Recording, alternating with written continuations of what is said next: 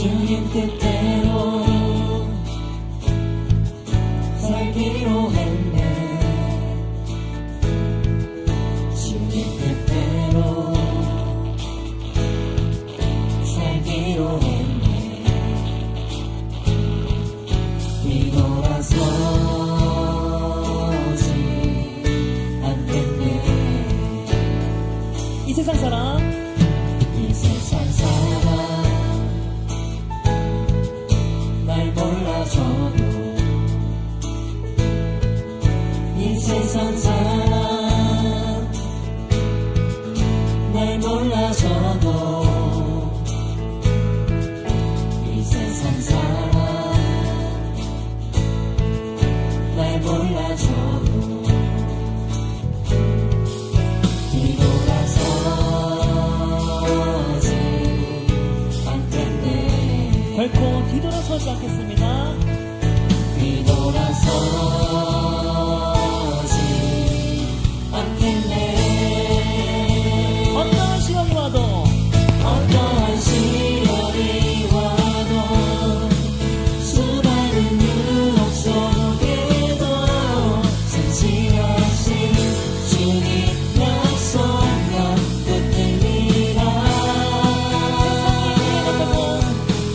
세상이 이해 못하고 우리를 조롱하려고 진실하신 주님 약속만 붙들리라. 이거 돌아서지 않으리.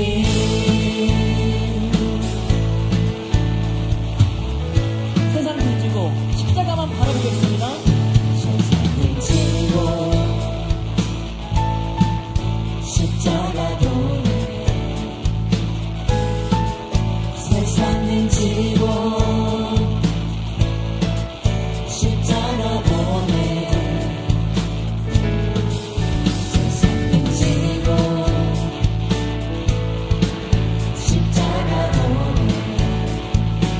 뒤돌아서지 않겠습니다. 돌아서지 않겠네. 결코 뒤돌아서지 않겠습니다. 뒤돌아서지 않겠네.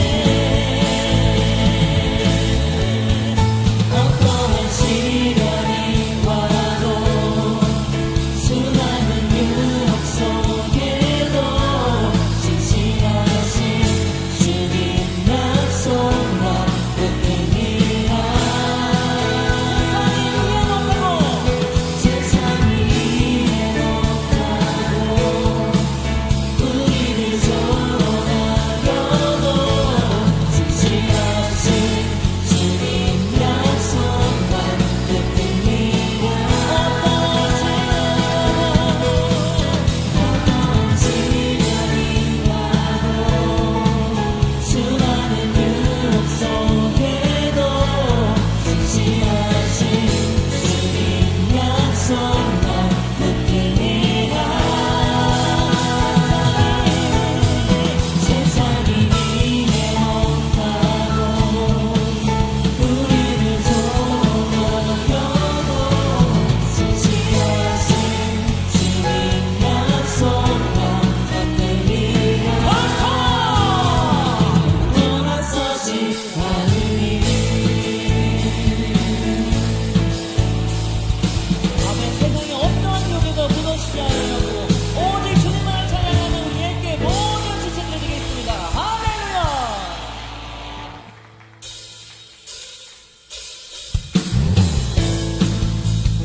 할렐루야.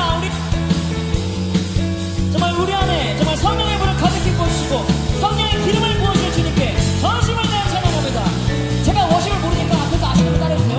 내 안에 부어주소서. 성령의 충만한 기름을 내 안에 충만케 하소서. 성령의 기름으로 성령의 기름을 내 안에 부어소서. 내 안에 부어주소서. 성령의 충만한 기름 내 안에 충만케 하소서. 내 안에 충만케 하소서.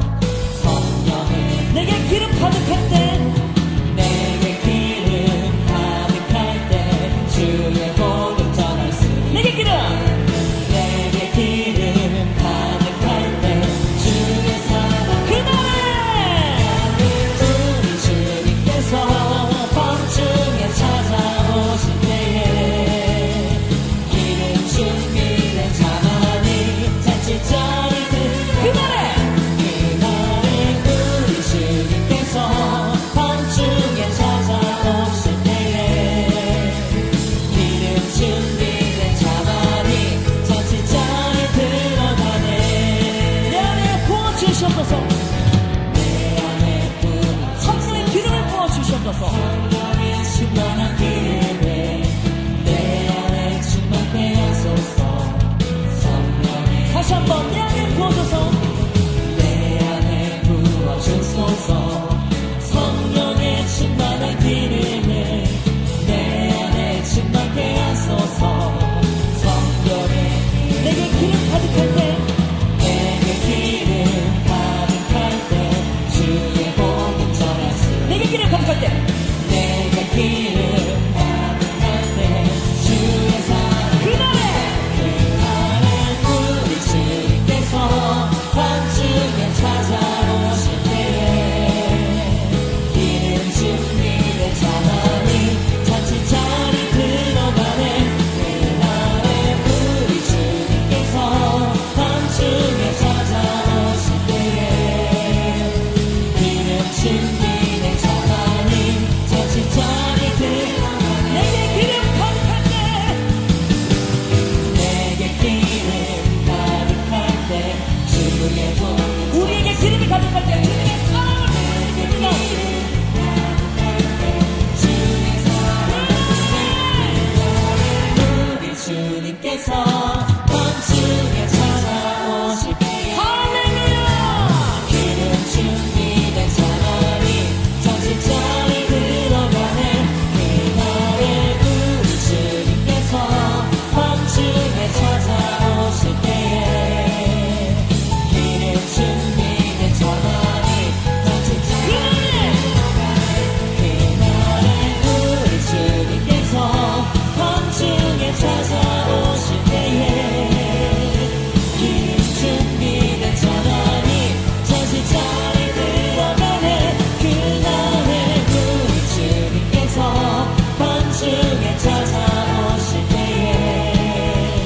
기름 준비된 자만이 잔치자리 기름 준비된 자만이 기름 준비된 자만이 잔치자리 들어가네.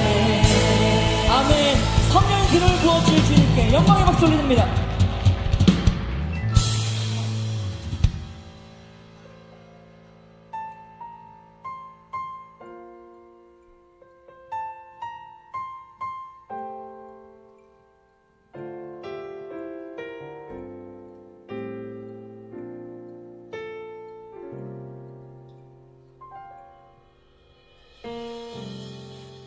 따스한 성령이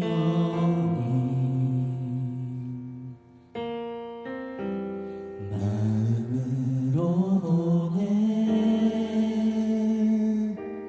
내 몸을 감싸며 주어지는 평안함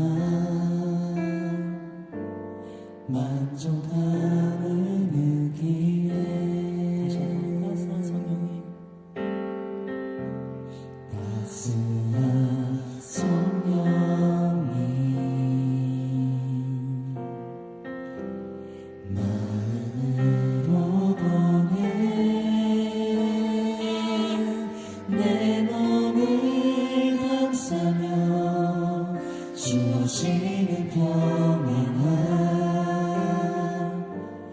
만족함을 느끼네. 부르신 곳에서 나는 예배하네. 어떤 상황에도 나는 예배하네. 부르신 곳에서 나는 예배하네. 어떤 상황에도 나는 예배하네.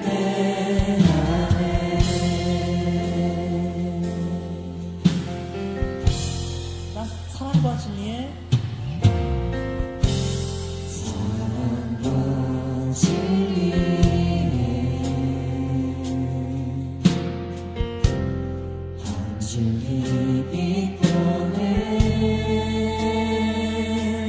내 몸을 감싸며 주어지는 평안함 그 사랑의 내길 부르신 곳에서 부르신 곳에서 나는 예배하네 어떤 상황에도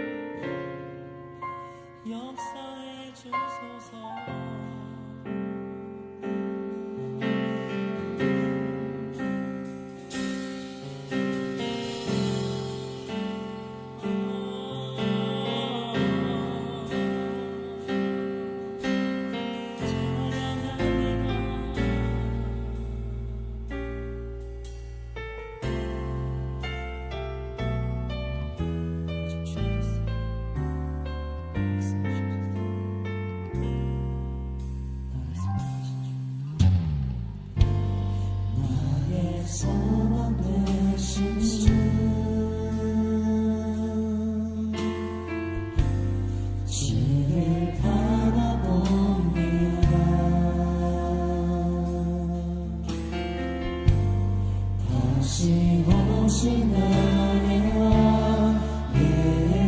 예수 주를 기다립니다. 밤이 나가시면 어제나 오늘도 영원히 주만 찬양해.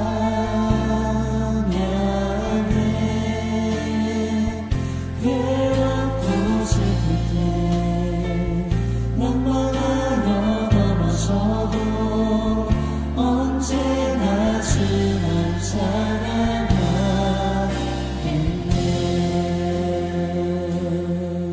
저희의 소망도 주 예수 그리스도 오늘 그분만을 바라봅니다. 나의 소망 되신 주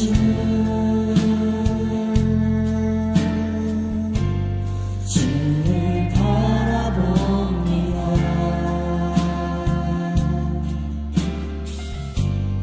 다시 오실 나의 왕 예수 주를 기다립니다. 우리 전심을 다해서 밤이 나가시나 밤이 나가시나 어제나 오늘도 영원히 주만 찬양해.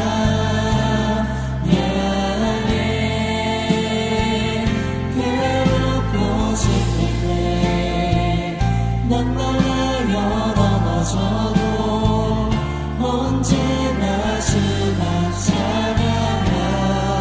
다시 한번 밤이 나가시나 밤이 나가시나 어제나 오늘도 영원히 주만 찬양해.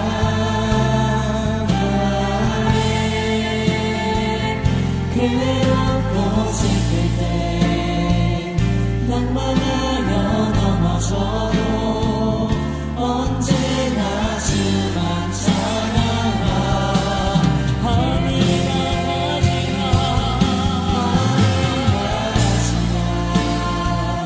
어제나 오늘도 영원히 주만 찬양해.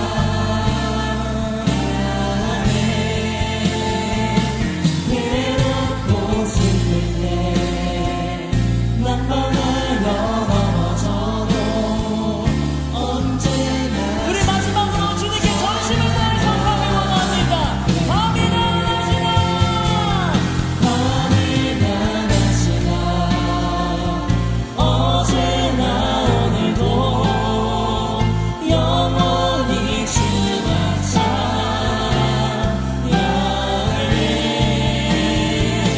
괴롭고 슬플 때 낭만하여 넘어져도 언제나 주만 찬양하게. 아멘. 방금 드렸던 찬양의 고백처럼 밤이나 낮이나 어느 때든지 주님을 찬양하겠습니다. 이 시간 예배를 통해서 인간적인 생각들 내려놓고 오직 주님만을 찬양할 수 있는 강력히 역사에 주셔서 오늘 임하실 성령님만을 찬양합니다. 오직 임하실 성령님만 경배합니다. 이 시간 예배를 통해서 변화된 삶을 주시옵시고 세계 비전으로 삶을 살아갈 수 있도록 역사에 주셔서 동성으로 기도합니다. 주여.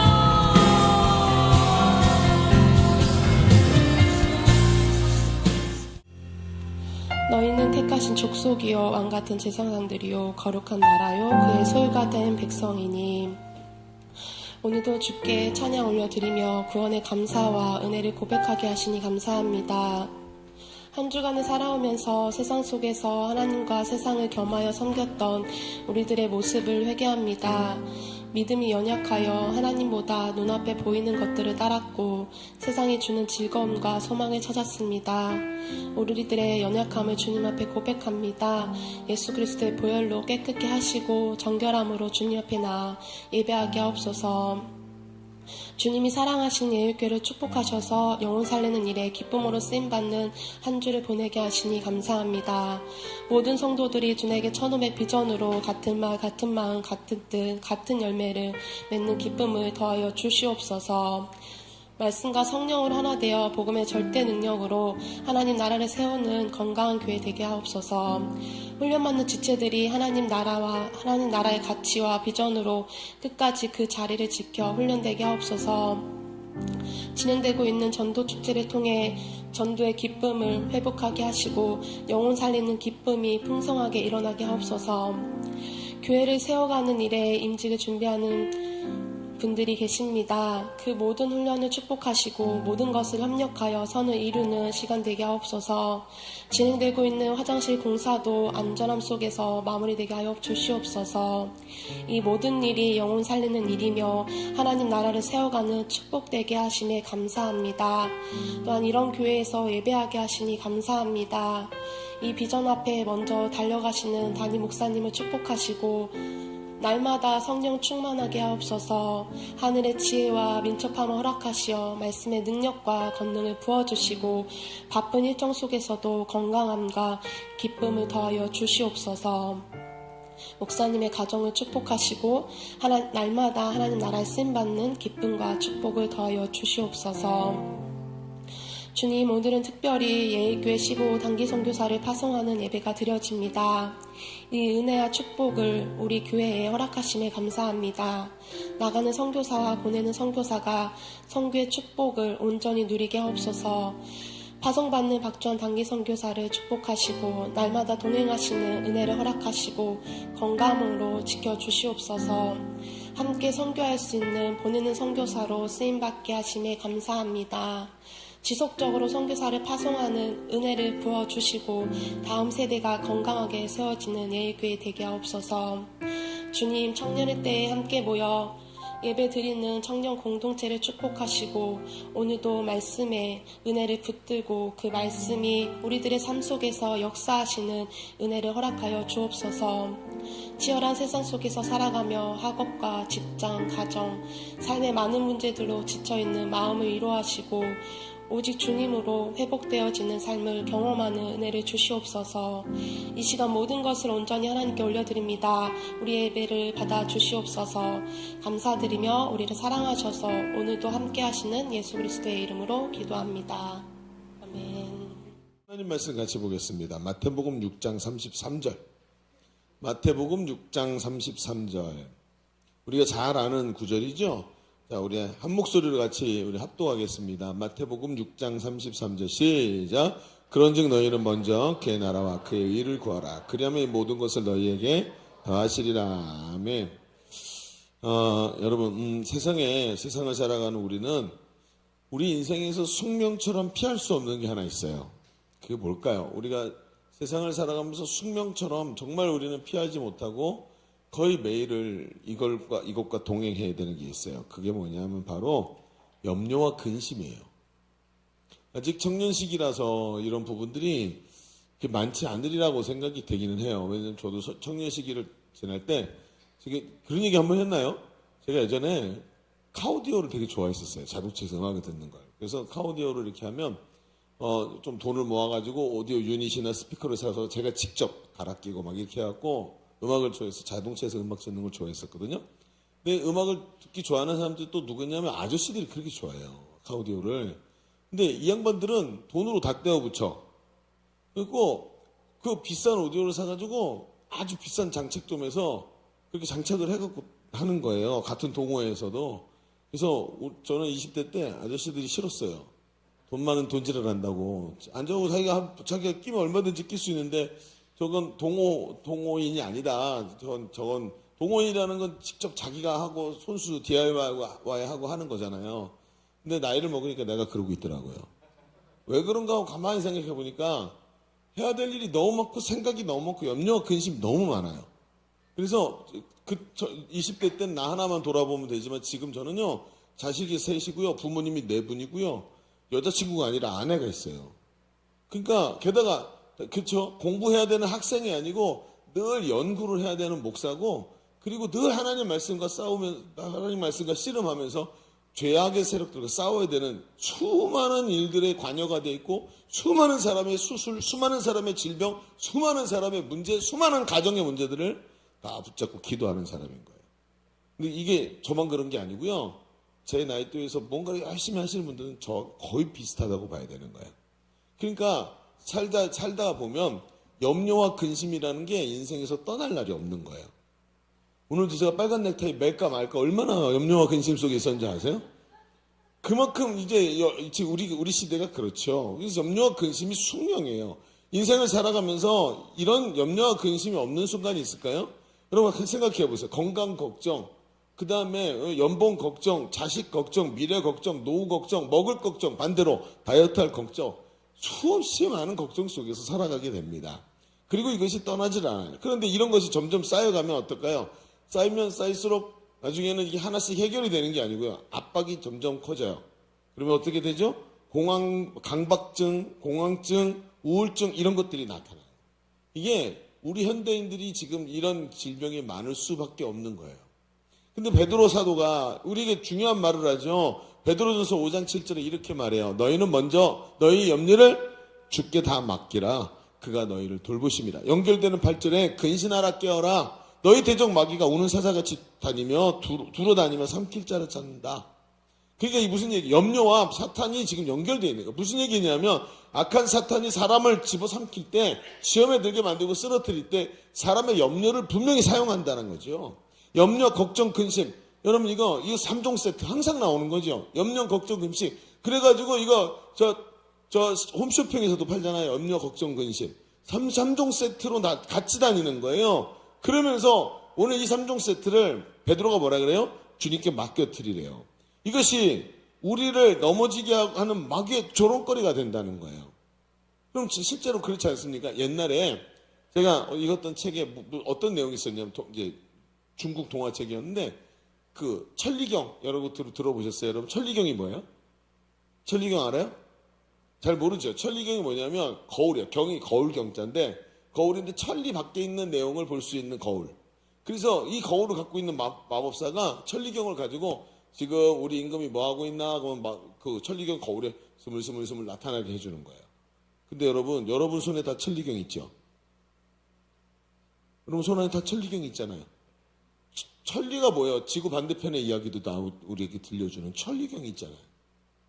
여러분 거기다 대고 이게 또 저기 진화를 했네?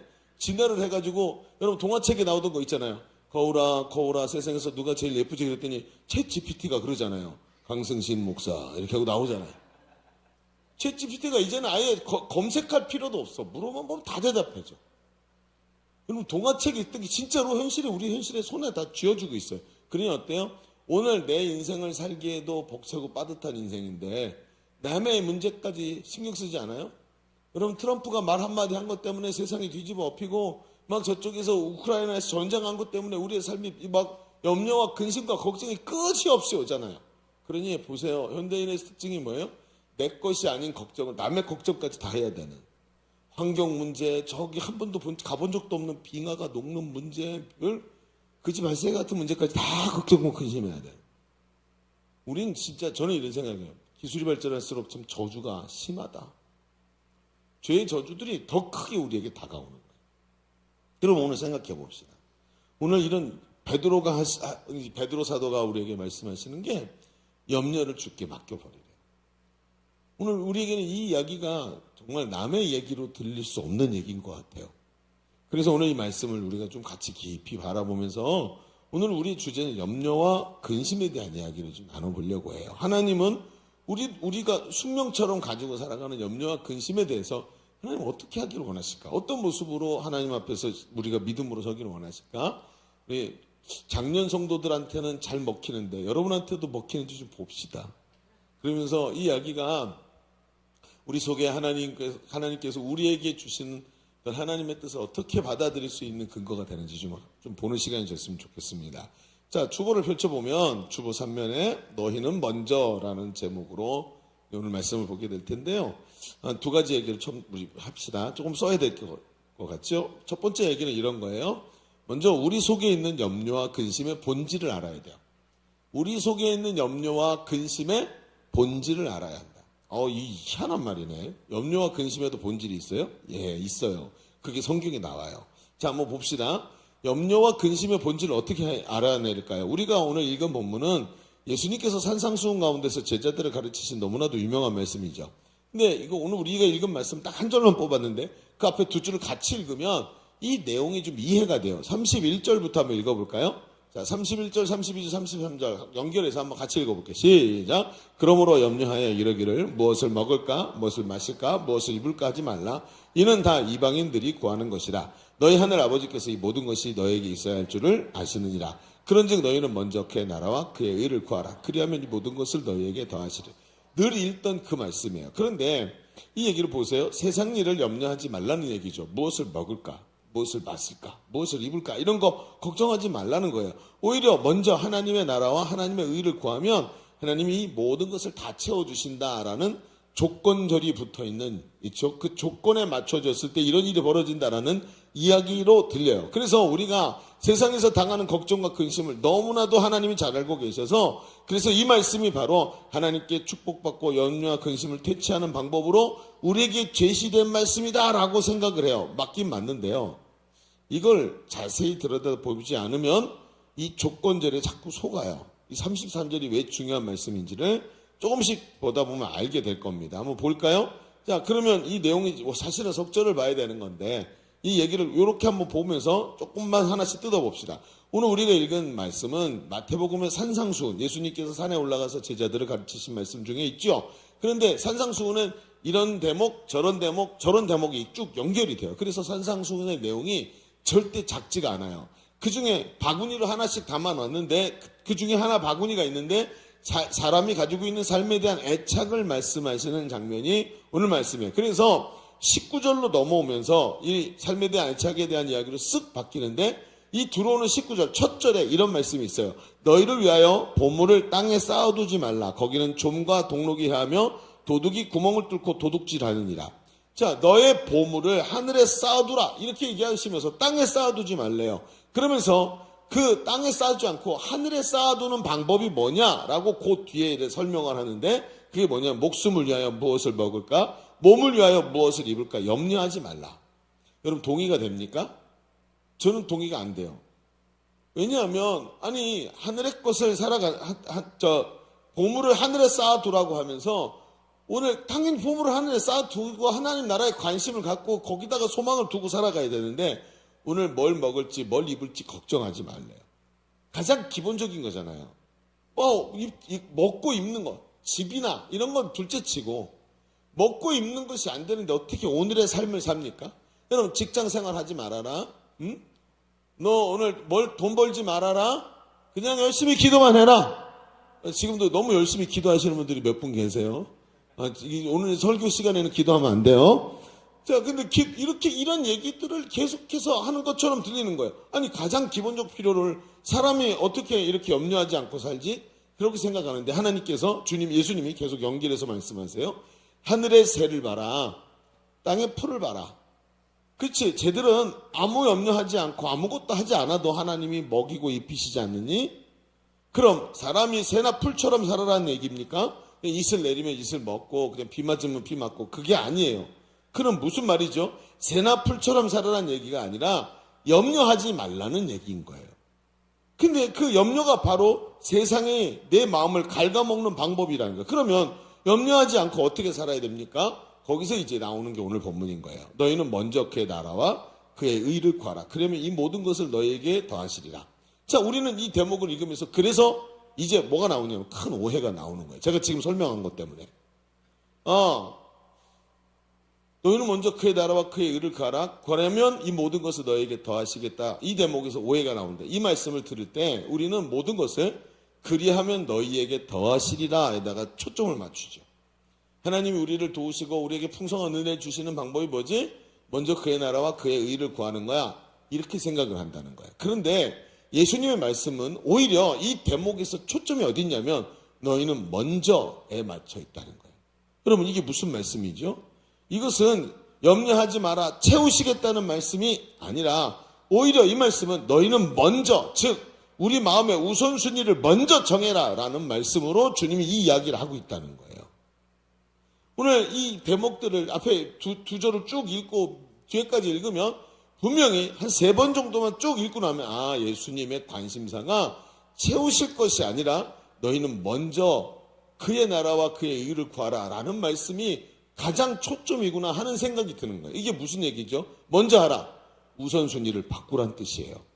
제가 잘 아는 목사님 중에 한 분이 이제 우리처럼 두 날개 프로세스를 하면서 교회를 잘 세워가시는 목사님 한 분 계셔요. 근데 이분도 굉장히 오랫동안 이 일을 하셨어요. 그리고 제자 세우는 일에 굉장히 조회가 깊으신 분이에요. 근데 이분이 직장에, 교회에서 이런 거 하는 거예요. 가르치는데 어느 날 교회 분위기도 너무 좋고 그러니까 교회에서 사업장을 운영하시는 중견 사업가이신 집사님 한 분이 양육훈련에 들어온 거예요. 그래갖고 양육을 쭉 봤는데 이분이 어렸을 때부터 신앙생활을 잘 하신 분이고 그런데 이분이 신앙생활을 하면서 오면서 교회가 너무 좋으니까 자기가 그 교회에 와서 신앙생활을 하게 됐고 목사님이 가르치고 양육하시는 곳에 들어가서 꼭 배우고 싶다 그래서 들어오게 된 거예요.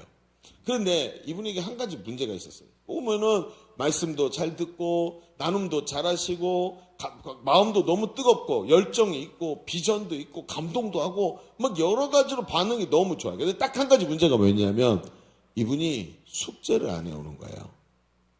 어떤 숙제냐면은 제일 중요한 숙제 중에 하나는 교재에다가 성경 구절을 써오는 예습이 있죠. 이걸 안 해오는 거예요. 어제 수레바퀴 살면 그래도 듬성듬성 하기도 하고 다는 못해도 하려고 노력하는 게 보이는데 써오지를 못하는 거예요. 게다가 또 한 가지 독후감이 안 되는 거예요. 책을 못 읽고 책을 읽는 척 하다가도 끝까지 읽지를 못하는 거예요. 그래서 이분이 계속 이러니까 이 목사님이 얘기를 했어요. 목사님, 집사님 잠깐만요. 우리 얘기 좀 나눕시다. 집사님 훈련도 너무 잘 받으시고 가슴도 뜨겁고 비전도 있고 정말 충성스럽고 얼마나 또 사람들에게 은사를 가지고 사람들을 잘 섬기는지 너무 대단합니다. 그런데 한 가지 왜 숙제가 이렇게 안 될까요? 라고 얘기했더니 이분이 기다렸다는 듯이 목사님 사실은 이것 때문에 저도 고민하고 있었습니다. 그러는 거예요. 그래서 뭐라 그러냐면 자기가 물리적 시간이 너무 없다는 거예요. 그러니까 시간이 너무 부족해가지고 이제 이걸 앉아가지고 하루에 뭐 30분씩 20분씩 해갖고 뭐 한 3, 4일 하면 분명히 다 쓸 수 있는 양인데 그럴 수 있는 여력과 여념이 없다. 그래가지고 너무 바빠서 숙제를 못하고 있는 것이 저도 제일 안타깝습니다 하면서 목사님께 얘기하더라고요. 목사님 이것만 좀 익스큐즈 해주시면 안 됩니까? 제가 이거 말고 다른 거 다 한번 훈련도 잘 받고 할 수 있을 것 같습니다. 그래서 이 목사님이 그래 뭐 셀리더나 재생산 사역자가 돼야 되겠지만 어쩔 수 없는 상황도 있으니까 이걸 그렇게 받아들이겠습니다 하고 이분을 그냥 이제 훈련 양육 받게 한 거예요. 그리고 제자대학을 다 마쳤어요. 제자대학을 다 마쳤어. 그리고는 졸업식까지 근사하게 잘 하고 이제 가신 거예요. 그런데 어느 날 교회 안에 어떤 의견이 부딪히는 첨예한 이런 일들이 있었다 그래요. 의견이 안 맞는 거죠. 근데 이분이 정반대에 딱 서 있는 거예요. 내 의견은 이렇습니다. 다 그런 거예요. 그래서 계속 설득을 했는데 자기 의견을 굽히질 않고 오히려 자기 의견이 안 맞는데도 불구하고 막 이렇게 내세우다가 점점 분란이 일어나고 관계가 안 좋아져서 이분이 교회를 떠나시게 됐다는 거예요. 근데 이 목사님한테 큰 타격이 된 거예요. 왜? 너무나도 모든 걸 다 쏟아서 양육을 했는데 이렇게 쉽게 교회를 등지고 떠난다고? 너무나 충격을 받으신 거예요, 이 목사님이.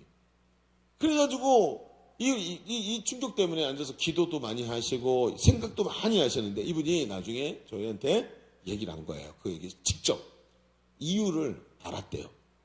이유를 알게 됐대요. 그래서 어떻게 뭐냐 그랬더니 이분이 왜 이렇게 됐냐면 이분이 숙제를 못했던 것이 생각이 나는데 가만히 생각해 보면 시간이 없어서 숙제를 못한 것이 아니라 우선순위가 바뀌어서 숙제를 안 한 거였대요.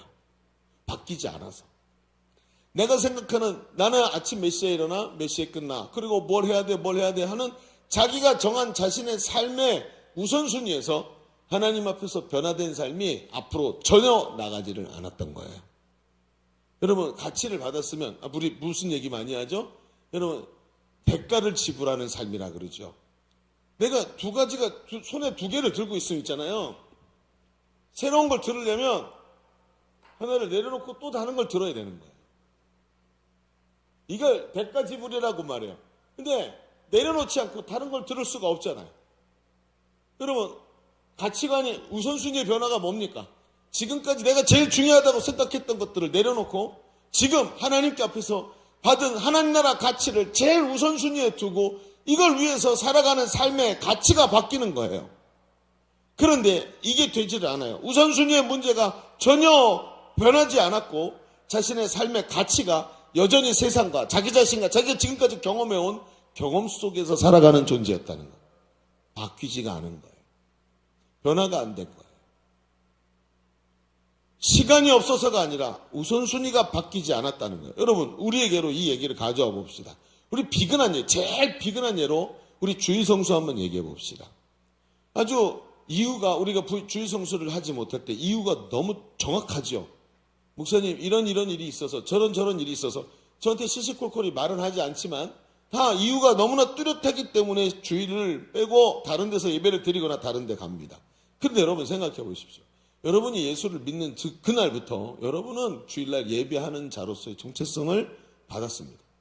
이미 하나님과 약속한 거예요. 그런데 왜 이게 쉽게 바뀌는 걸까요? 우선순위가 우리 하나님이 나의 주인이시다라는 우선순위가 세워지지 않았기 때문이에요. 하나님이 꼭 계셔야 되는 곳에 다른 것이 들어갈 수 있도록 해놨어요. 여러분 내가 자격증을 따기 시작하면 자격증 따는 일을 위해서 우선순위가 바뀌지 않습니까? 내가 시험 열심히 봐야 되면 시험으로 우선순위가 바뀌지 않습니까? 여러분 꼭 그렇게 해야 되나요? 예전에 한때 있잖아요. 토플, 토익 시험이 거의 필수였던 시간이 있었어요. 지금도 그런가요? 지금도 스펙 중에 토플, 토익이 필수인가요? 아닌가요? 그런데 들어가지도 못하죠. 영어 못하면 이제 입사도 안 되나요? 그래요. 스페인어와 불어까지 다 하세요? 여러분, 제가 이제 그때 한 20년 전일까요? 근데 청년들을 맡았는데 청년 한 친구가 셀리더급 친구가 와서 얘기를 하는 거예요. 목사님, 저 이번 주에 못 와요. 그래? 왜? 무슨 일이 있니? 제가 학교에서 중에 토익이 있는데 토익 시험 몇 점 이상 넘어가야 돼요. 그러더라고요. 그래? 근데 지금 얼마나 되는데? 했더니 지금은 몇 점쯤 되는데 턱도 없네. 했더니 예, 지금부터 이제 공부해서 매달 한 번씩 토익 시험을 보러 간다는 거예요. 그래서 매달 한 번씩 주일날 못 온다는 거예요. 여러분 충분히 이해되죠? 안 돼요? 대단합니다. 충분히 이해되는 얘기들이에요. 그 당시의 청년들한테는. 그래서 설교를 좀 도와주세요, 이 인간들아. 예. 충분히 이해가 된다고 그 사람들이 이제 그 당시에는 그렇다는. 근데 이 친구가 이제 앉혀놓고 가만히 얘기를 하다가 그렇구나. 충분히 이해가 되는데 근데 한번 생각해보자. 그렇게 계속 반복하면 좀 나아지니? 그럼 제가 그때 전도사였거든요. 전도사님, 그러면 그것 말고 방법이 뭐가 있어요? 우선순위가 바뀌어야 되는데 그럼 방법이 뭐가 있는데요? 하나님이 너를 인도하시는 걸 믿니? 믿죠. 그러면 내가 너한테 제안을 해볼 테니까 봐라. 내가 너한테 제안하는 건 네 일생에 딱 2번 토익을 보는 거다. 한 번은 오늘 처음 보니까 처음 봐서 내가 몇 점이구나라는 아는 것과 어차피 통과하는 점수가 돼야 되잖아. 모의 토익을 스스로 할 수 있잖아. 열심히 공부해서 모의 토익 치르다가 마지막에 한번 이제 자신이 생겼고 하나님 앞에서 내가 마지막 한 번은 딱 하고 끝내겠습니다라고 하는 날 그때 가면 되잖아. 그리고 방법이 있다면 온라인으로도 토익 할 수 있는 그 시대는 그런 시대가 아니었어요. 어쨌든 그 얘기를 해줬어요. 그래서 2번만 봐라. 그렇게 너 자신 없니? 하나님에 대해서도 그렇게 자신이 없니? 네 인생을 인도하시는 하나님이 그렇게 허접스러운 분으로 보이니? 나는 안 그런데? 그래서 그 친구가 마음을 딱 다부지게 먹었어요. 2번. 그러면 그렇게 하겠습니다. 그리고 목사님 말대로 예배를 하나님 앞에서 온전한 예배 드리겠습니다. 진짜 딱 2번 봤어요. 그게 그 2번의 차이가 7개월인가 6개월인가. 다른 애들 1년씩 걸리는 거 6개월 정도 만에 딱 끝내버리더라고요. 여러분 생각해보세요. 우선순위라는 거 있잖아요. 어떤 절대적인 율법적 목록을 갖고 하는 게 아니라 당신의 마음속에 있는 거예요. 마음속에. 그렇게 안 살 수도 있는 거예요. 그런데 그 우선순위가 안 되니까 우선 딱 뭐 오면 하나님께서 계셔야 될 자리가 싹 비끼면서, 왜 우리 그 마임 중에 그 버스 그 마임 있죠? 예수님 먼저 탔는데 그 다음에 딴 탄 사람 때문에 예수님 뒤로 앉으세요. 뒤로 앉으세요. 제일 뒷칸까지 보내놓고 제일 앞칸이 계속 바뀌는 거예요. 우선순위가. 그러니까 어때요, 여러분? 그러니까 생각해 보세요.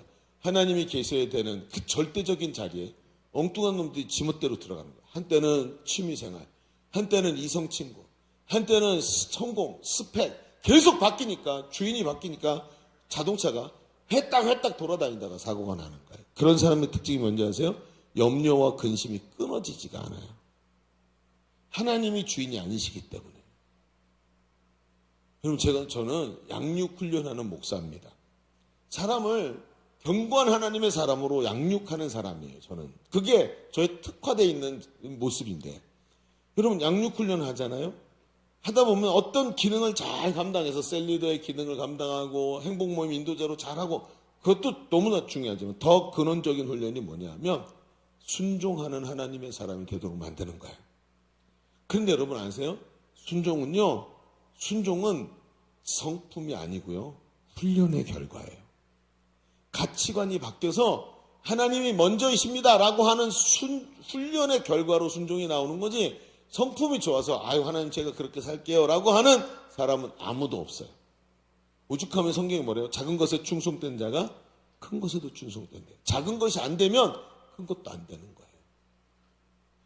그래서 자기 가치로 자기 느낌대로 하는 사람이 아니라 말씀에 순종하는 그리스도인이 되도록 훈련하기 위해서 가치관 우선순위가 변화가 일어나서 하나님의 자리를 하나님께 드릴 수 있게 만들어야 되는 거예요. 이게 순종이에요. 오늘 예수님은 그 얘기를 너무나도 정확하게 말씀하시죠. 마태복음 6장 20절에 오직 너희를 위하여 보물을 하늘에 쌓아두라. 거기는 좀이나 동록이 해하지 못하며 도둑이 구멍을 뚫지도 못하고 도둑질도 못하느니라. 이 보물이 있는 곳에, 네 가치가 들어가 있는 곳에 너의 마음도 있느니라. 우선순위를 제대로 세워놔야 염려 근심이 없고 내 하나님께서 원하시는 길을 향해 함께 갈 수 있는 힘이 생기는 거예요. 그럴 때 문제가 우리 안에 있는 염려와 근심이 사라지는 겁니다. 여러분, 우리 첫 번째 얘기를 뭐라고 얘기했죠? 우리 속에 있는 염려와 근심의 본질을 알아야 된다 그랬죠? 본질이 뭐예요? 염려와 근심의 본질이 좀 전에 뭐라 그랬죠? 우선순위란 말이에요. 우선순위를 주님 앞에 두지 않을 때 나오는 염려와 본질 말입니다. 자, 첫 번째 얘기를 정리해 봅시다. 우리는 지금까지 염려와 근심에 대해서 말씀을 나누면서 염려와 근심의 본질을 알아야 된다고 얘기했어요. 예수님께서 선언하신 먼저 그의 나라와 그의 의를 구하라는 말씀은 뒤에 오는 모든 것을 더하시겠다는 조건부 약속이 아니라 너희는 먼저, 즉 가치의 우선순위를 바꾸라는 말씀에 초점이 있는 얘기였어요. 우리는 너희 염려를 주께 맡겨버리라는 베드로 사도의 간곡한 권면을 들어야 합니다. 마귀는 우리의 마음을 뒤흔들어 세상 가치로 사로잡아 사람을 넘어뜨리고 쓰러뜨리고 하나님으로부터 멀어지게 하려고 그래요. 그래서 먼저 하나님 나라 가치로 우선순위가 변하고 하나님의 자리를 하나님께 내어드리기 시작할 때 우리를 붙잡고 있던 염려와 근심이 사라지는 거예요. 자, 그러면 정리를 해보면 어떻게 되죠? 우선순위를 정하라. 그리하면 이 모든 것이 너에게 더하시리라. 이런 말로 이야기가 바뀌어버렸어요. 아, 그렇구나. 하나님 먼저의 삶을 살아야 되는 거구나. 그런데 여러분, 이 이야기 좀 이상하죠? 앞뒤가 좀 안 맞죠? 여전히 조건문이죠. 이대로 받아들인다면 일종의 마법 주문같이 생각이 될 거예요. 과연 그게 맞는 걸까요? 그렇다면 이렇게 하나님의 나라와 의를 구하면 모든 것을 더하시겠다는 말씀이 성취가 돼야 되잖아요. 우리는 그렇게 살고 있으니까. 근데 이게 그런 얘기가 아니에요, 사실은. 조금만 더 얘기를, 하나만 더 깊은 얘기를 해봅시다. 둘째에다 이렇게 한번 써볼까요? 그의 나라와 의를 구하는 것은 하나님의 주권을 인정하는 행위입니다. 자, 두 번째, 그의 나라와 의를 구하는 것은 하나님의 주권을 인정하는 행위이다. 하나님의 주권을 인정하는 것. 자, 거의 다 왔어요, 벌써 거의 다 온 거야, 이게 지금. 소망적인 얘기를 해도 반응이 없어요. 길게 해야 되겠다. 자, 보십시다. 그렇다면 목사님, 여전히 이 얘기는 조건절이 됐잖아요. 조건절이 변한 게 없잖아요. 먼저 그의 나라와 그의 의를 구하라 할 때 그 먼저가 중요하다 그랬더니 그러면 우선순위를 바꾸라 그랬으니까 우선순위를 잘 세우면 모든 것을 더하시리라. 이렇게 읽으면 이건 여전히 조건절이고 조건부 축복론밖에 안 되는 거죠. 그럼 이게 거기서 머물 수가 없는 거예요. 그럼 성경을 조금 더 보면 이 내용도 그게 아니었구나라는 게 느껴지게 될 거예요. 자, 보십시다. 자, 여러분, 그의 나라와 의를 구한다는 것은 제가 여러분에게 자주 말씀드렸기 때문에 기억하실 거예요. 나라는 주권과 통치를 말하죠. 이스라엘은 민족이죠. 근데 신약 성경을 오면서 민족의 개념이 아브라함의 자손이라는 개념이 그의 나라와 의를 구하는 삶으로 넘어가요. 그래서 그 나라라는 개념은 말이죠. 민족이라는 개념과 다르게 그 주권과 통치 아래 다스림을 받는 게 나라예요. 그래서 하나님의 나라는 하나님이 주권자시라서 주님의 뜻이, 하나님의 뜻이 법이 되고 그 뜻이 성취되는 게 하나님 나라예요. 그러니까 예수님이 뭐라 그러셨어요?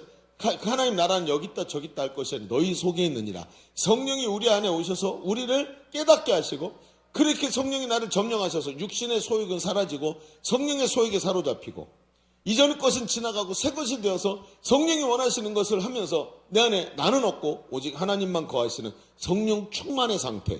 그 상태가 뭐예요? 그의 나라와 의를 구하는 아주 하나님의 권위가 통치가 인정되는 상태. 그게 바로 성령 충만의 상태죠. 그런데 이 생명의 성령의 법 아래서 성령이 다스리시는 것을 경험하는 삶이에요. 여러분 이 법 아래 들어오니까 어때요? 성경에 보니까 이 법 아래서 사는 자는 눈먼 자가 보게 되고 가난한 자가 부욕해 되고 눌린 자가 그리고 포로된 자가 자유롭게 되는 하나님 나라와 의가 그대로 성취되는 곳이 예수 그리스도 안에서 있는 거예요. 그러면서 요한계시록에 뭐라 그래요? 이런 나라가 지체하지 않고 속히 오신다고 주님이 말씀하세요. 자, 그러면 이 나라와 의가 우리 가운데 있다 그랬죠. 그건 뭐죠? 그것은 그분의 주권이 드러나는 삶이고 남들이 나를 돌아봤을 때 야, 네 속에는 진짜 하나님이 있는 것 같다. 내가 여태껏 수많은 그리스도인을 만났는데 너를 보면 정말 하나님이 네 속에는 너는 네 생각대로 사는 게 아니라 하나님 말씀대로 살려고 노력하는 것 같아. 만약에 불신자가 여러분한테 이 말을 했다면 여러분에게 가장 위대한 칭찬이 되는 거예요. 왜냐하면 내 안에 하나님이 살아계신 걸 그가 느끼고 그의 주권을 따라가는 삶이니까. 그런데 이걸 지금 이제 성경이 말하는 거죠. 제가 지금 무슨 얘기를 하는지 저도 정신이 없어요. 근데 여기서 얘기를 들어보세요. 자, 여기서 우선은 잠깐 멈춰놓고 제가 들었던 얘기를 한번 들어보세요. 제가 이번 주간에 어떤 분이 올리신 글을 봤어요. 근데 어떤 목사님이셨던 것 같아요. 근데 이분이 뭐라고 글을 썼냐면 하나님은 왜 우리에게 환난과 어려움을 허락하실까라는 게 그분의 글의 제목이었어요. 하나님은 왜 우리에게 환난과 어려움을 허락하실까? 뭐 그건 저도 너무 잘 알죠. 저도 이걸 설교로도 수도 없이 얘기했던 거니까 다 아니까 안 읽으려고 하다가 그래도 다른 얘기가 있으니까 썼겠지 하고 기대를 가지고 읽었는데 역시나 똑같은 얘기였어요. 근데 거기 얘기에 이런 내용이 저게 들어오는 거예요. 첫 번째 제일 중요한 게 뭐냐? 하나님이 우리에게 환난과 어려움을 조장하셔서 주신 것이 아니라 환난과 어려움은 우리의 죄의 결과물이다. 이게 첫 번째였어요. 우리가 죄를 지었기 때문에 마귀가 우리를 시험할 수 있는 존재가 됐어요. 마귀의 소유가 됐으니까. 그래서 환난과 어려움이 마귀가 주는 결과물이라는 거예요. 그런데 그게 죄의 결과로 우리에게 찾아올 때 하나님이 그거를 안 돼! 하고 막으시는 게 아니라 허용하시더라는 거예요. 허용하시더라. 왜? 이제 여기가 더 짜증나죠. 아니 막아버리면 되는데 허용하셨다고? 몰랐으면 모를까 또 하나님 또 이거 여기서 허용하셨다고 그러네. 그런데 이게 왜라는 단어가 나오죠. 왜 허락하셨는데요? 자, 생각해 보세요. 우리에게 찾아오는 어려움을 하나님이 허락하신 것은 그 어려움 때문에, 환난과 어려움 때문에 우리 자신의 한계를 경험하게 된다는 거예요. 근데 그 한계 속에서 뭘 깨닫죠? 아, 내 힘으로 안 되는구나 하고 하나님을 의탁하게 된다는 거예요. 그럼 저희 아이가 하나 초등학교 5학년 때 학교에서 운동회를 했어요. 점심때가 돼서 돌아왔는데 애가 씩씩거리면서 열받아 갖고 온 거예요. 그리고 너 왜 그래? 왜 그래? 그랬더니 애가 밥을 안 먹고 짜증내는 거 막 그래서 왜 그러냐고 그랬더니 보니까 손목에 도장이 찍혀 있어요. 근데 3자가 딱 찍혀 있는 거. 뭐 한 거죠? 달리기 했는데 3등 한 거예요. 3등. 8명이 달렸대요. 근데 3등을 했대. 잘했네 했더니 엄마 그게 아니야 그러더라는 거예요. 왜? 그랬더니 난 말이지 그 달리는 칸에 자기하고 라이벌도 있었고 맨날 자기하고 관계 안 좋은 애들도 있었던 거야. 걔네가 의기양양하니까 1등을 해야 되겠다고 마음을 먹은 거야. 코를 콱 꺾어줘야지. 그리고 생각을 했는데 열심히 달렸는데 뭐라 그러냐면 나는 온 마음을 다해서 온 몸을 다해서 모든 힘을 집중했고 최선을 다해서 달렸다는 거야. 근데 왜 1등을 못하느냐는 거지. 그럼 5학년짜리한테는 그렇죠. 그게 그런 질문이 나올 법도 하죠. 나는 모든 힘을 다했다. 어렸을 때 젖 먹을 때 냈던 힘까지 다 냈다는 거야. 근데 왜 1등을 못하느냐? 답답한 거예요. 아니 공부도 열심히 하면 1등 하잖아. 잠 안 자고 남들만큼 열심히 하면 1등 하는데 왜 달리기는 열심히 했는데 1등을 못했느냐? 자, 이 아이가 그것 때문에 씩씩거리면서 잠을 잤는데 여러분 일주일 후에 어떤 결론을 내렸을까요? 저희 기억에는 없어요. 그거 갖고 얘기한 기억은 없는데 지금은 그러지 않죠. 그럼 무슨 생각을 했을까요? 아, 내가 너무 분하고 억울하고 쟤네한테 진 것도 화가 나는데 가만히 생각해 보니까 아, 노력해도 안 되는 게 있구나. 뭘 만들었죠? 겸손이라는 걸 만들었어요. 노력해도 안 되는 게 있구나. 세상이 이렇다는 걸 알겠죠. 여러분 하나님께서 왜 우리에게 환난을 허락하신다고요? 내 힘으로 안 되는구나. 그때부터 뭘 생각해요? 내 힘을 뛰어넘는 하나님이 보이기 시작하는 거예요. 하나님 좀 도와주셔야 되겠습니다. 제 힘으로는 안 됩니다 하고 하나님을 의지하기 시작한다는 거예요. 즉 다른 말로 하나님의 통치 아래 순종하기 시작하는 거예요. 왜 통치를 받죠? 내 힘으로는 안 되니까. 내가 왕이 아니니까. 내가 그럴 수 있는 능력이 안 되니까. 그리고 그 통치 아래서 깨닫게 됩니다. 아, 하나님이 뜻하신 대로 되는구나. 하나님 말씀하신 대로 되는구나. 그럼 아브라함을 보세요. 아브라함의 모습을 보십시오. 처음에는 자기가 기근을 피하기 위해서 남쪽으로 내려가면서 하나님의 말씀을 거절했는데 몇 번을 그러면서 자기가 고생해보고 환난과 어려움 속에 딱 가보더니 아, 하나님은 자기가 말씀하신 그대로 하시는구나. 깨닫죠. 점점 아, 하나님이 주인이시구나. 하나님이 하시는구나. 이걸 깨달아가는 것이 바로 영적 성장이라는 것이죠.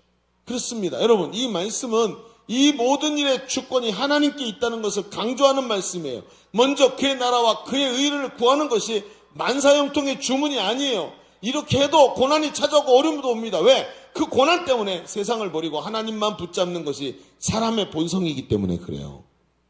여러분 고난이 없이는 어려움이 없이는 절대로 우리의 심령이 하나님 앞에서 겸손해지지 않기 때문에 하나님 허용하시더라는 거예요. 그러면 목사님 우리 보고 어떻게 하라는 얘기입니까? 화가 나죠. 나도 화가 나는데 내가 청년 때 이 성경을 읽다가 몇 번 성경을 집어던졌는데 여기서 도대체 어떻게 하란 말이냔 말이에요. 나는 도저히 이해가 안 돼요. 그렇게 말했는데 바로 그 다음 구절인 여러분 오늘 우리가 읽은 말씀이 33절이죠. 바로 앞에 있는 30절을 보세요. 30절 이 대목이 막 이 한마디가 하나님 예수님이 하시는 가장 많은 것들을 내포하고 있는 대목 아닙니까? 마태복음 6장 30절 오늘 있다가 내일 아궁이에 던져지는 들풀도 하나님이 이렇게 입히시거늘 하물며 너희일까 보냐. 여러분 이 말이 무슨 뜻이에요? 네가 원하는 대로 꼭 되지 않아도 네가 원하는 것보다 더 좋은 곳으로 하나님 주신다 라는 뜻이죠. 여러분 하나님이 내일 아궁이에 던져지는 들풀도 오늘 입히시고 아무 생각도 없이 거두지도 않고 심지도 않는 공중의 새들도 먹이시는데 하나님이 네가 뭘 해야만 너에게 풍성한 은혜를 베푸시는지 아니? 하물며 아들 예수의 생명으로 값을 치르고 너를 사실 정도로 너를 소중히 여기시고 사랑하시는데 너의 모든 것을 하나님이 네 필요를 다 채워주시지 않겠니? 무슨 얘기일까요 여러분? 잘 들어보세요. 무슨 얘기죠? 결과와 상관없이 모든 결과를 주님께 맡겨드리고 하나님의 주권에 순종해라. 이런 뜻이에요. 네가 그걸 하기 때문에 이걸 주는 게 아니라 하나님의 주권을 인정하고 너의 우선순위를 바꾸고 하나님 앞에 무릎 꿇으면 네가 얻게 되는 결과와 상관없이 하나님을 의지하면 하나님이 네가 생각한 것보다 더 좋은 것으로 주신다라는 이야기가 이 속에 들어있는 거예요. 하나님이 주인이시라고 인정하라는 말입니다. 결과는 나를 사랑하시는 하나님께 맡기라는 말이에요. 이게 굉장히 중요한 말이에요. 제가 이번에 15호 선교사가 이번에 정말 기가 막혔던 게 얘가 군대 가기 전에 양육반하고 제자학교까지 하고 갔죠. 그리고 제대하자마자 가게 되니까 제자 훈련을 제대로 못 받았어. 배운 게 없는 애예요. 인생이 그래. 배운 게 없어. 그래갖고 안 되겠다. 그러면서 제대하기 전부터 제가 얘기했어. 너 오면 1학기, 2학기 두 개를 같이 하자. 6개월씩 하면 1년이 걸리는 건데 두 트랙을 같이 가자. 그래갖고 제가 두 발에 다 집어넣었어요. 그리고 해라 그랬더니 화요일 날, 목요일 날 온 거예요. 그래서 화요일 날은 2학기, 목요일 날 1학기 해서 두 개를 같이 들으면서 이게 해보니까 처음이었지. 지금 주한이가 이렇게 한 건 처음이었을 거예요. 근데 굉장히 은혜를 많이 받더라고요. 그래서 자, 변화도 일어나고. 근데 이제 정말 기가 막힌 게 뭐냐면 이제 지난주가 징계였어요. 징계. 징계 뭔지 아세요? 수주로에 가고 3km를 뛰는 거예요. 징계를 경험했던 사람들은 뭐 이러는 사람들도 있어요. 그래서 징계 때문에 훈련 못 받아요. 뭐 이런 사람들도 있고 가끔.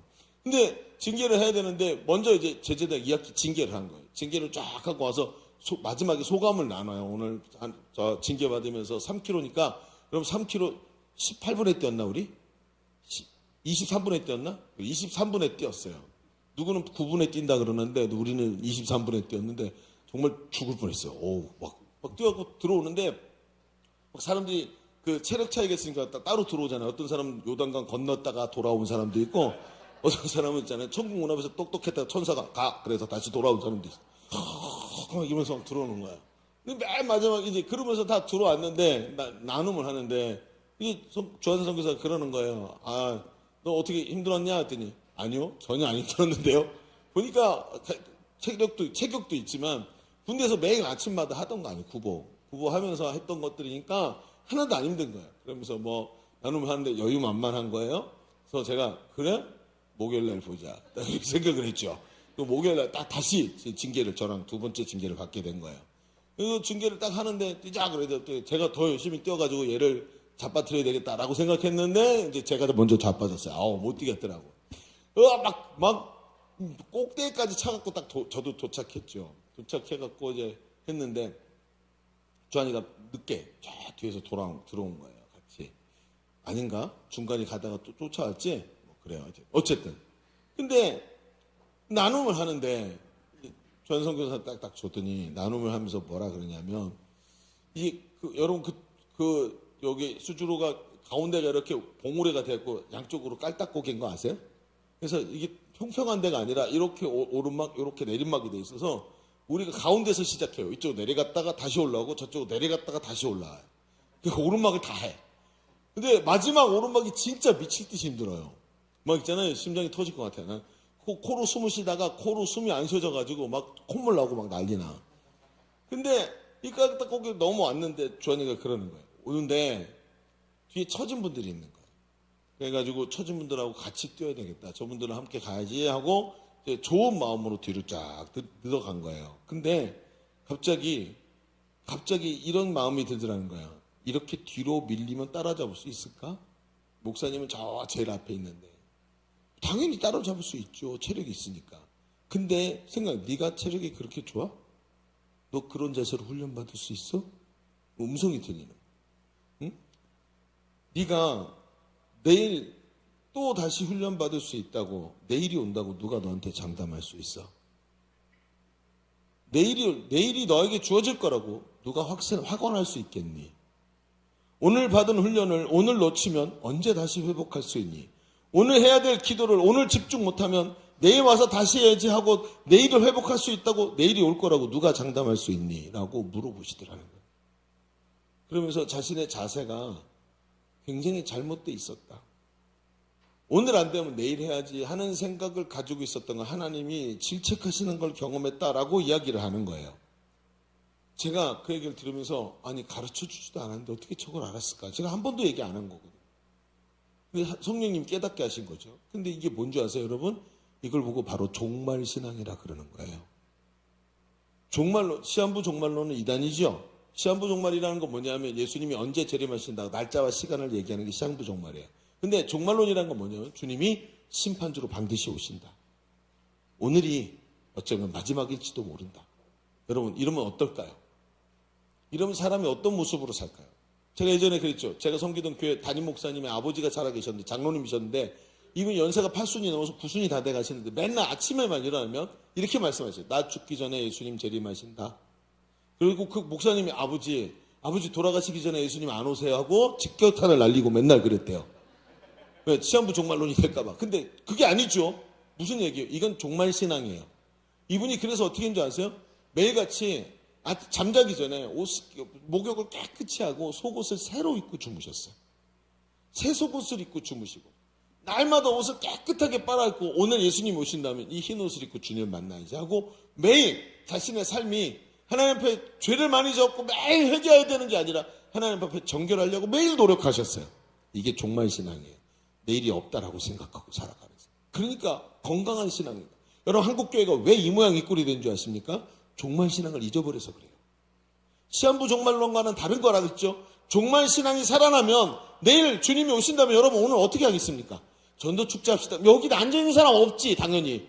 내일 오신다고 저기 하늘에 떠가지고 기다리면서 자 5초 4초 그러면 잠깐만요, 세 사람만 전도하고 올게요. 안 그러겠어? 안 그러겠냐고.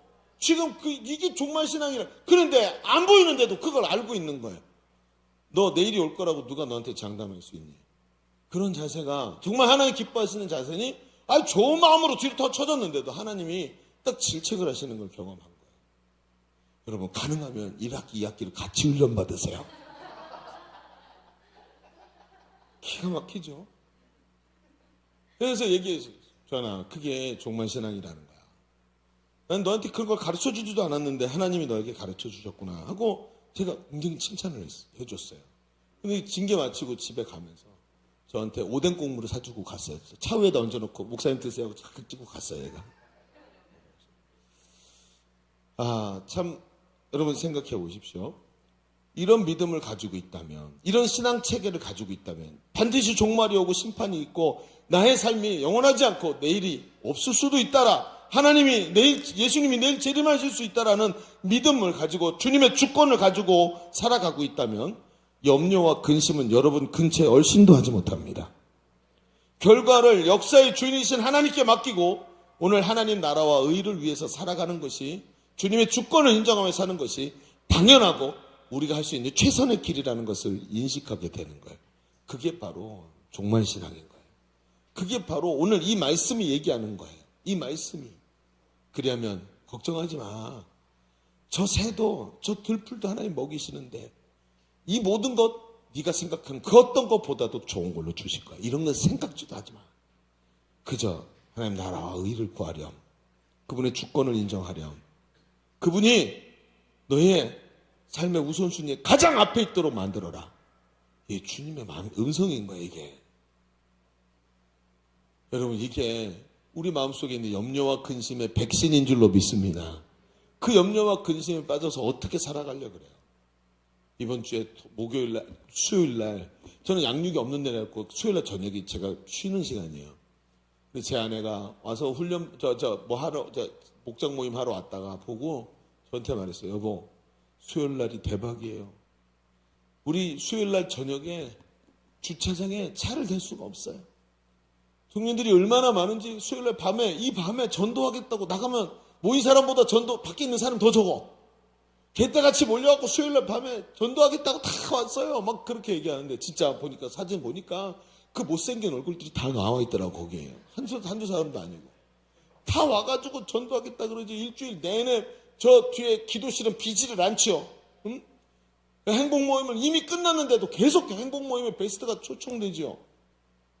그리고 여기 나왔던 이 이름들 찾아가서 경제 맺게 하고 전도한다고 계속해서 이야기를 나누고 있는데, 제가 그걸 보면서 정말 하나님 앞에 제가 하나님께 이랬어요. 하나님, 정말 만족합니다. 열매와 상관없이, 결과와 상관없이 결과를 주님께 맡기고 이렇게 살아갈 수 있음에 감사합니다. 하나님의 주권이 우리 가운데 인정되는 이 모습이 너무너무 감사한 거예요. 여러분, 결과와 상관없이 하나님을 주인이라고 인정하시기를 바랍니다. 그분이 인도해요. 반드시 모든 것을 협력해서 선을 이루게 하실 줄로 믿습니다. 오늘 성경 한 구절만 보고 말씀을 마치려고 합니다. 마태복음 6장 30절에 주님이 이렇게 말씀하세요. 우리 입으로 읽어봅시다. 같이. 자, 시작. 오늘 있다가 내일 아궁에 던져지는 들풀도 하나님이 이렇게 입히시거든. 하물며 너희일까 보냐. 이 믿음이 작은 자들아. 오늘 하나님 앞에서 우리의 삶을 가만히 들여다보십시오. 주님은 우리가 먼저 하나님을 보기를 원하십니다. 그 우선순위를 하나님께 두고 내 보물을 하늘에 쌓으세요. 만사 형통이 안 와도 상관없습니다. 전능하신 하나님께 축권을 드리고 그리고 그 주님을 따라갈 때 우리 안에 염려와 근심은 사라지고 확신 가운데 기쁨 가운데 오늘을 살아가는 신앙인의 삶이 될 줄로 믿습니다. 자, 말씀을 붙잡고 오늘 함께 기도하십시다.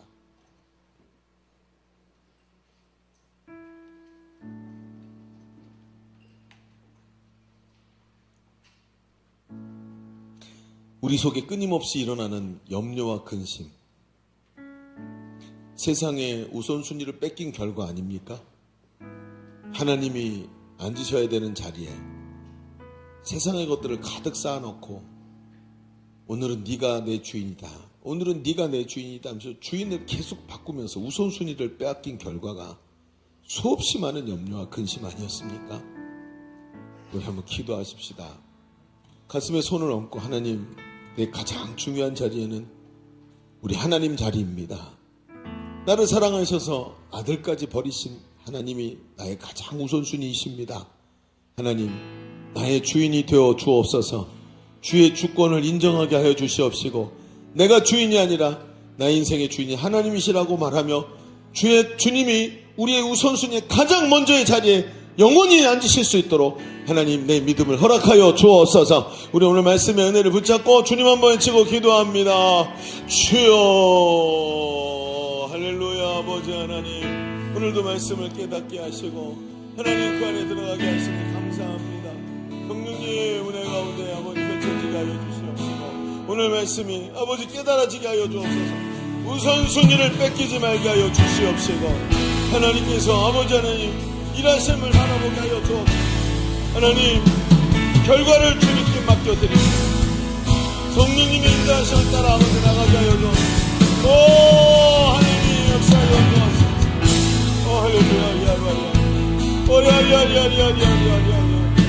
오 야야야야야야야야야. 아바라바라바라바라바. 야야야야야야야. 야야야야야야. 하나님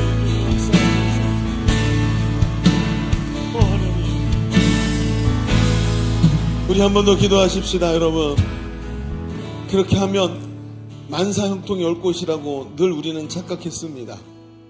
내가 생각한 대로 돼야 된다고, 그게 하나님이라고. 오히려 결과를 하나님께 내어드리고 결과와 상관없이 전능하신 하나님께 나의 모든 것을 의지할 수 있도록 그 주권을 하나님께 내어드리고 하나님께 모든 것을 맡겨드리는 이 종말신앙을 가진 사람이 되기를 간절히 원합니다. 하나님, 그리 아니하실지라도 감사하고 나에게 내가 생각한 것보다 더 좋은 것으로 주기를 원하시는 하나님께 모든 것을 내어드릴 수 있는 하나님 우선순위가 바뀐 삶이 되게 하여 주옵소서. 하나님 주권의 삶이 되게 하여 주옵소서. 그렇게 아니하실지라도 만사형통이 아니어도 하나님을 의지하고 더 신뢰함으로 나가게 하여 주옵소서. 우리 같이 한번 다시 한번 주님 외치고 기도합니다. 주여, 할렐루야. 아버지 하나님, 오늘 말씀이 하나님 너무나도 분명하게 우리의 문제들을 하나님 짚어내십니다. 나는 하나님이 마치 자판기처럼 하나님 내가 원하는 것을 주시는 분이라고 하나님 착각하며 살지 않으면요, 오히려 결과를 하나님께 맡겨드리고 모든 결과를 주님의 손에 의탁하면서 오늘도 담대하게 믿음으로 나가는 우리의 삶이 되기를 간절히 원합니다. 성령 하나님 인도하여 주옵소서. 아버지 역사하여 주옵소서. 하나님 내 마음을 사로잡아서 결과를 주님께 맡겨드리고 모든 결과를 주님께 맡겨드리고 하나님 내 뜻대로 되지 않아도 모든 결과를 주님께 맡겨드리고 하나님 일하시는 것을 바라보고 하나님, 오늘 하나님의 말씀은 너무나도 분명했습니다. 우리는 내가 잘 되는 자리, 돋보이는 자리, 남들보다 의시될 수 있는 자리에서 하나님을 찾으려고 했습니다. 그런 하나님, 모든 주권은 하나님께 있고 모든 우선순위에 제일 꼭대기에 하나님이 계셔야 되는 것을 우리는 자주 간과하며 살았습니다. 하나님, 용서하여 주옵소서. 모든 것의 주인이 하나님이십니다. 마지막 순간까지 작은 하나까지도 하나님의 주권을 인식하면서 종말 신앙을 가지고 오늘도 달려갈 수 있는 믿음의 사람 되게 하여 주옵소서. 오늘 우리의 연약함을 뛰어넘어 능하신 하나님의 손을 의지할 수 있는 하나님 믿음을 우리에게 허락하여 주옵소서. 감사드리며 예수님의 이름으로 기도하옵나이다. 아멘. 우리 하나님께 감사의 박수 올려드립니다.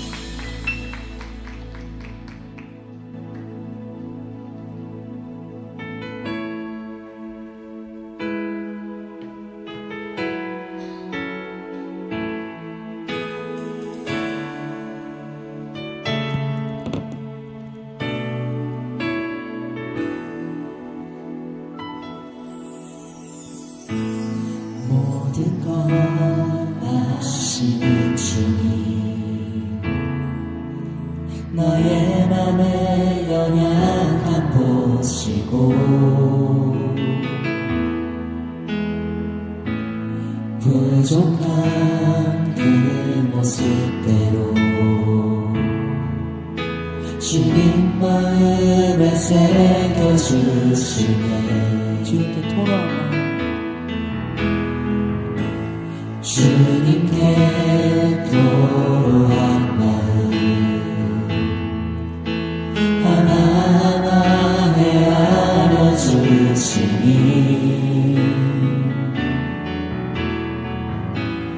그 마음 그 아픔들을 주님 손으로 품어주시네.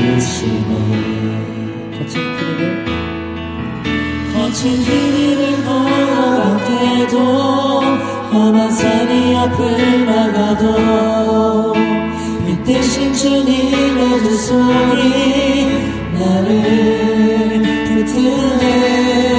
주의 마음이 가운 내 삶에 저민 슬픔을 씻으시는 주님을 찬양, 주님을 찬양하네.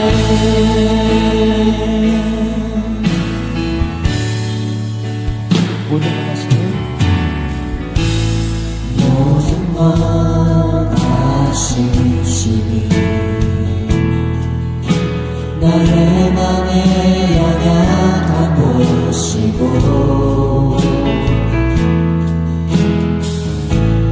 부족한 그 모습대로 주님 마음에 새겨주시네. 주님께 토로한다.